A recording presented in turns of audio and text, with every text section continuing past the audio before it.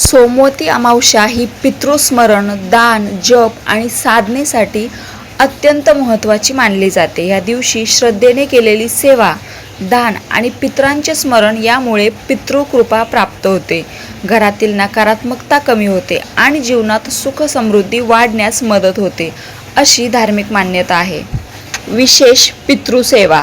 2 लोटे स्वच्छ पाणी आणि 2 तुपाचे दिवे घ्या.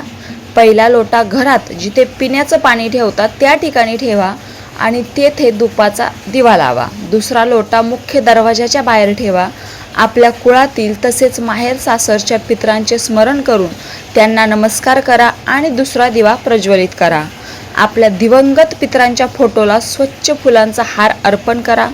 फोटोसमोर तुपाचा किंवा तीळ तेलाचा दिवा लावून पितरांचे कृतज्ञतापूर्वक स्मरण करावे आणि त्यांचे आशीर्वाद मागावेत. आणि हे सर्व करत असताना म्हणायची पितृ प्रार्थना. हे आमच्या पितृदेवतांनो, आपण आमच्यावर प्रसन्न व्हा. आमच्या घरातील आर्थिक अडचणी, दुःख, रोग आणि अडथळे दूर करून सुख, समृद्धी, आरोग्य आणि सद्बुद्धी प्रदान करा. आमच्या कुटुंबावर आपली कृपादृष्टी सदैव राहू द्या. आता बघूया आर्थिक उन्नतीसाठी प्रभावी उपाय. 1 म्हणजे कावळ्याला अन्नदान करा. खीर, पोळी, भात किंवा गोड पदार्थ अर्पण करा. 2 पिंपळ वृक्षाची सेवा करा. जल अर्पण करून 11 प्रदक्षिणा घाला आणि ओम पितृभ्यो नमः या मंत्राचा जप करा. 3 काळे तीळ आणि तांदळाचे दान करा. मंदिरात किंवा गरजू व्यक्तींना दान द्या. 4 श्री लक्ष्मी नारायण पूजन करा. तुपाचा दिवा लावून ओम श्री महालक्ष्मी नमः या मंत्राचा 108 वेळा जप करा. 5 गोमातेची सेवा करा. गूळ, पोळी किंवा हिरवा चारा अर्पण करा. 6 भगवान महादेवांचा रुद्र अभिषेक करा किंवा महामृत्युंजय मंत्राचा जप करा. महामृत्युंजय मंत्राचा किमान 108 वेळा जप केल्याने मनाला शांती, सकारात्मक ऊर्जा आणि संकटापासून रक्षण मिळावे अशी श्रद्धा आहे.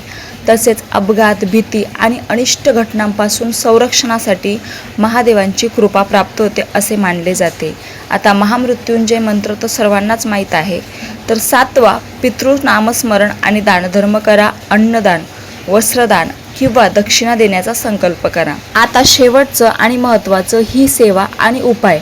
श्रद्धेने जर तुम्ही सलग 12 अमावस्या केल्यास पितरांची कृपा, मानसिक समाधान, सकारात्मक ऊर्जा आणि आर्थिक प्रगतीसाठी अनुकूल वातावरण निर्माण होते अशी धार्मिक मान्यता आहे.